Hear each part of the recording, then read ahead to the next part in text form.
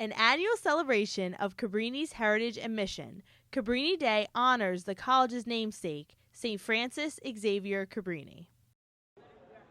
To kick off the day, a student poster session was held in the Nerney Fieldhouse, highlighting academic excellence. This year's program, entitled We the People, Democracy and Diversity, started off with the presentation of this year's Mastronardi Award winners, Amy Roden and Jessica Marone, who have demonstrated outstanding contributions to community service projects and civic engagement. CRS Regional Director Mark Schnellbacher gave the program's keynote address, where he spoke to how the Middle East has changed since the Arab Spring began 2 years ago. The conflict in Syria shows no signs of ending anytime soon. Eventually, I think Bashar al-Assad and his circle of courtiers will lose their grip on the levers of power in Syria, but not before the Syrian people suffer significantly more murder, mayhem, and destruction.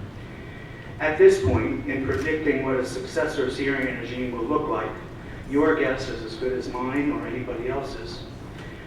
But one thing we can be sure of, the Syrian conflict is not just another Arab uprising, and the geopolitical consequences of how it ends and what comes after it are enormous. Following the keynote, a panel of students and staff fielded questions from the audience.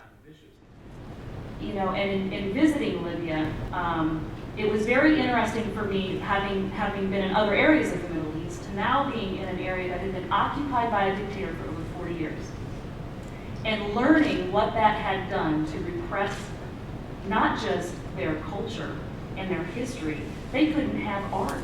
They couldn't have music in schools. They were told what they can learn. They could told what they could read.